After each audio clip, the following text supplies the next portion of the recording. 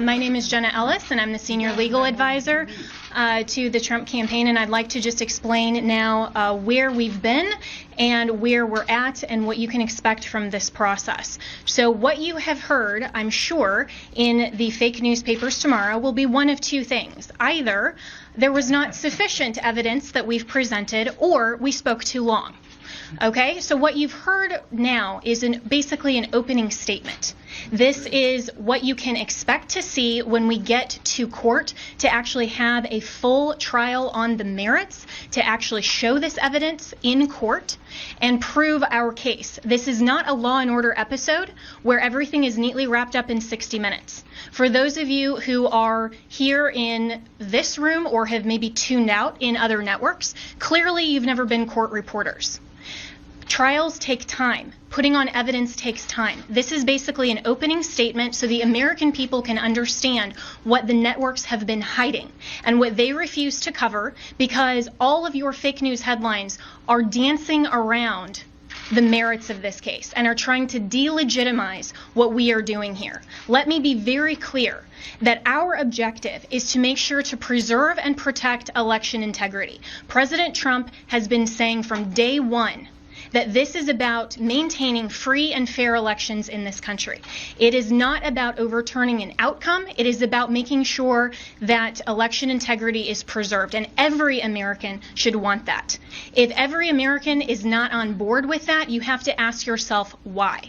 And if your fake news network is not covering this or allowing you to cover it fairly and accurately, you should ask yourself why.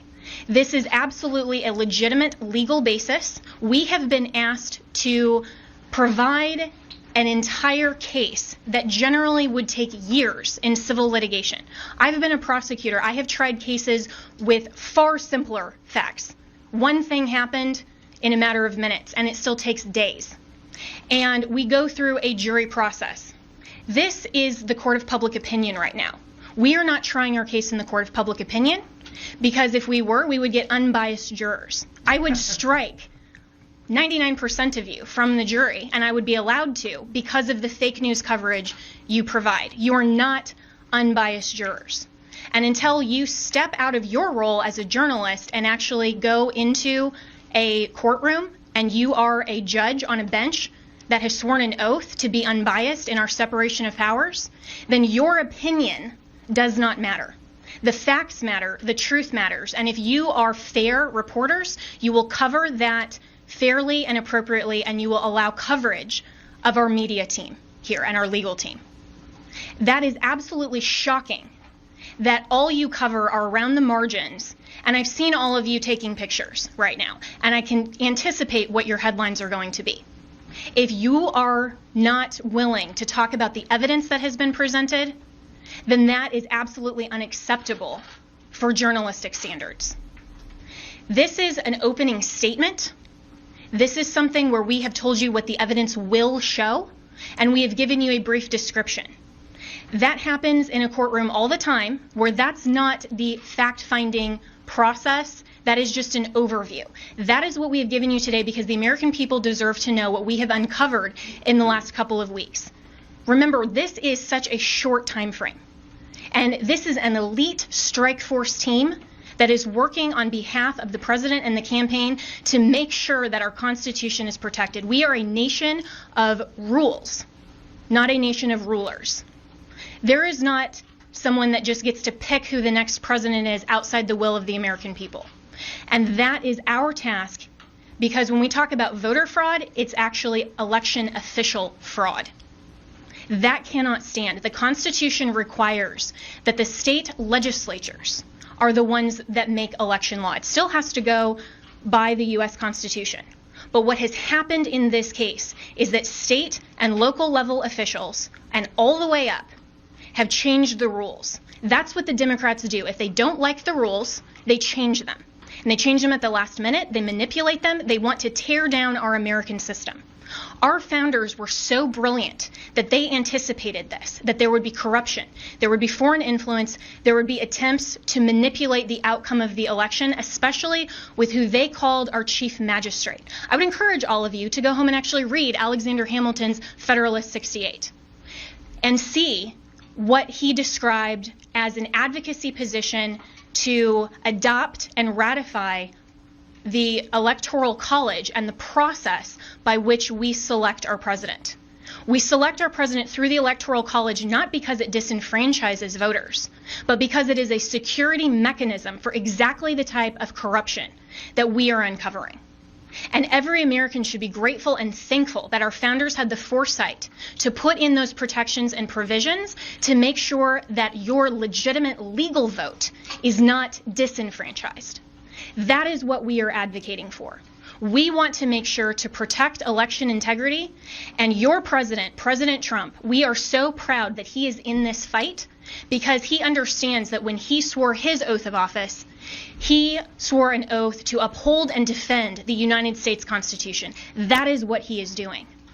And that is what we are doing. We are confident that through this multiple pathway to victory, we will get to the actual outcome that the evidence shows. But this is not about overturning an election on our part. It's about making sure that we protect and preserve free and fair elections for all future American elections. If the United States caves to corruption or this type of election integrity disaster, then no election will be secure from here on out. And we all need to be keenly aware of that. We are the representatives here that are standing in this gap and defending President Trump and defending you, the American people, at the end of the day. This is ultimately about the United States of America. And we want to make sure to protect and defend that. And as my colleagues have said, we will not back down. We won't be intimidated. President Trump will not be intimidated. You, the American people, should not be intimidated. You, the press, should cover this fairly and should know that this matters to election integrity and it matters to the future of our nation. So we have given you an overview, but recognize this is not a court of law. We will get there, and we have time, and we have constitutional provisions that will step in when we show the corruption and the irredeemably challenged and overturned votes that are absolutely corrupt in all of these counties. It is irredeemably compromised. We will show that, but you have to give us that opportunity. This has been just our opening statement, and we have an opportunity to get there, and we have time, and we will do that. This is the United States of America, and we stand proudly for President Donald J. Trump. Thank you. One more point. Yep. The world is watching this. I have gotten multiple emails from people in other countries who watch the same pattern happen there. We have witness testimony that the same things were done in those countries as this was exported from Venezuela and by Maduro and by Mr. Chavez and by Cuba. And of course, we know China also has a substantial presence in Venezuela and substantial interest in making sure that President Trump does not continue in office. This is the consummate foreign interference in our election in the most criminal way you can possibly imagine. It must be shut down. We know, for example, that one of the Dominion's highest level employees or officers went to Detroit himself to man the Detroit Operations Center, where he could watch the votes coming in real time and decide what file folder in the system to put those votes into. That's why you see massive spikes after hours when people were told that all the votes were in and all the votes were counted. Many Dominion employees have already reached out to us to tell us the truth. They are Americans who want to ensure election integrity like we do. I would encourage every Dominion or Smartmatic employee who is fed up with the corruption in this country to come forward as soon as possible, because these are serious federal offenses that I am confident the Department of Justice will be in pursuit of in very short order if they are not already.